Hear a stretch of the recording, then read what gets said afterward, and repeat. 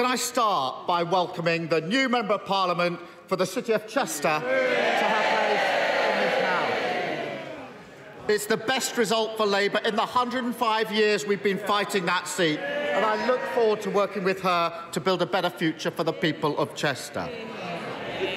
Mr. Speaker, the Conservative Party promised the country it would build 300,000 houses a year.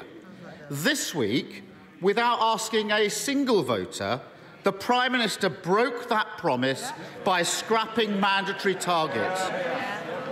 What changed? Mr. Speaker, let me start by also welcoming the Honourable Lady to her place. Now, the Honourable Gentleman comes here every week, and I know he's focused on the process and the politics, but I don't think he's actually taken the time to read the detail of what we are doing to improve our planning system. So let me just explain what we are doing. Mr. Speaker, we are protecting the green belt.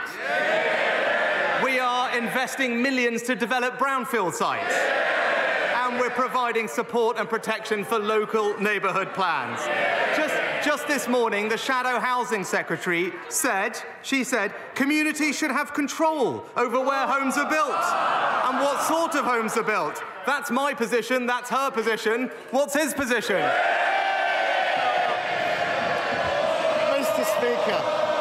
Mr. Speaker, does he really expect us to believe that the member for Chipping Barton and the member for the Isle of Wight are cheering him on because he's going to build more homes? Pull the other one. I'll tell him what changed. His backbenchers threatened him. And as always, the blancmange Prime Minister wobbled. He did a grubby deal with a handful of his MPs and sold out the aspirations of those who want to own their own home.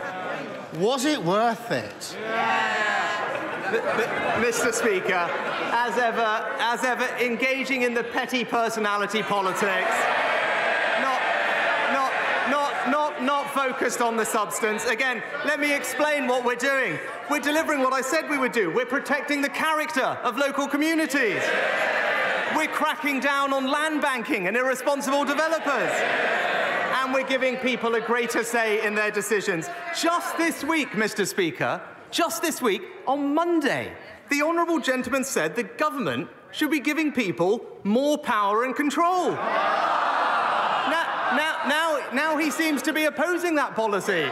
It's only Wednesday. I know he flip-flops, but even for him it's pretty quick. Mr. Speaker, he's forgotten. Last week I offered him Labour votes to pass these housing targets because this is bigger than politics. The former Housing Secretary on their side said scrapping mandatory targets would, this is his words from their side of the House, be a colossal failure of political leadership. No wonder he doesn't want to fight the next election, Mr. Speaker. The author of the manifesto that they all stood on said it would cut building by 40%, perhaps even more. Why would he rather cripple house building than work with us to get those targets through? Mr. Speaker, we're not going to work with the Labour Party on housing. You know why? We'll have a look at their record on housing. In London, the former Conservative mayor in 5 years built 60,000 affordable homes. The current Labour mayor, half of that amount. In Wales, we want to build 12,000 homes. What are Labour delivering? Half of that, Mr. Speaker. The Labour Party talks, the Conservatives deliver.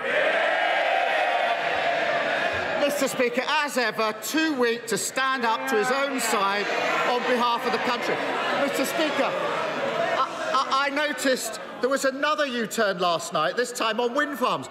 Actually, I agree with that one, but is there no issue on which he won't give in to his backbenchers? Now, Mr. Speaker, how did his colleague, Baroness Mone, end up with nearly £30 million of taxpayers' money in her bank account? Well, Mr. Speaker, let me say, like everyone else, I was absolutely shocked to read about the allegation. It's absolutely right.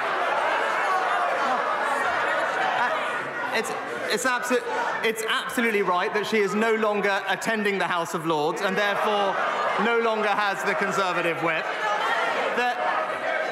Again, the one thing we know about the honourable gentleman, he is a lawyer. He should know there's a process in place. It's right that that process concludes. I hope that it's resolved promptly. But I'll say one thing, Mr. Speaker, because I tell him what is weak. I tell him what is weak is not being able to. I'll tell him, and that's not being able to stand up to people. I know he's taken some advice from Gordon Brown lately. Why doesn't he listen to a former minister in Gordon Brown's government who just said, why does the Labour Party refuse to stand up for workers in businesses like pubs and restaurants who will lose business as a result of the train strikes? Labour should stand up for working people. If he's strong, that's what he should do. Mr. Speaker, it may not seem like it, but he's supposed to be the Prime Minister. This morning, his Transport Secretary said that his flagship legislation on strikes, this is what he said this morning, his Transport Secretary, might want to listen to this, is clearly not going to help with the industrial action we're facing. He should stop grandstanding, stop sitting on his hands, get round the table and resolve these issues. And everyone can see what's happening here. A Tory politician got their hands on hundreds of millions in taxpayers' money and then provided Duff PPE, and he says he's shocked. He was the Chancellor. He signed the cheques. How much is he going to get back? Mr. Speaker, it's right that he brought up legislation with regard to strikes, and I'm very happy to address it, actually. So hard-working families right now in this country are facing challenges. The government has been reasonable. It's accepted the recommendations of an independent pay body, giving pay rises in many cases higher than the private sector. But if the union leaders to continue to be unreasonable, then it is my duty to take action to protect the lives and livelihoods of the British public. And that's why, Mr. Speaker, since I became Prime Minister, I have been working for new, tough laws to protect people from this disruption. That's the legislation he's asking about. Will he now confirm that he'll stand up for working people and that he and his party will back that legislation? Mr. Speaker, he's obviously not heard what his Transport Secretary said about that legislation this morning. And it's obvious why they're so opposed to Labour's plans to clean up Westminster. They all voted for tax rises for working people, while one of their unelected peers pocketed millions flogging dodgy PPE. Should be ashamed. Now, Mr. Speaker, I want to raise something that is worrying parents across the country.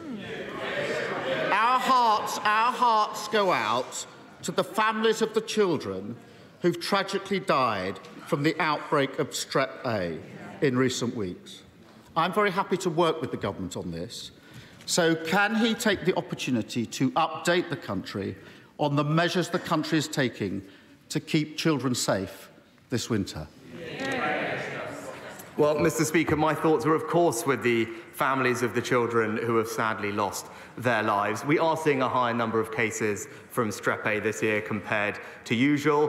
What I can say is that the NHS, who I have sat down to talk about this, are working very hard to make sure parents are aware of the symptoms that they should be looking out to, because this can be treated appropriately with antibiotics. There are no current shortages of drugs available to treat this, and there are well-established procedures in place to ensure that that remains the case. And the UK SHA are monitoring the situation at pace, and what they have confirmed is that this is not a new strain of Strep A, so people should be reassured about that. There is no reason to believe that it has become more lethal or more resistant to antibiotics, so the most important thing for parents to do is look out for the symptoms and get the treatment that is available for them.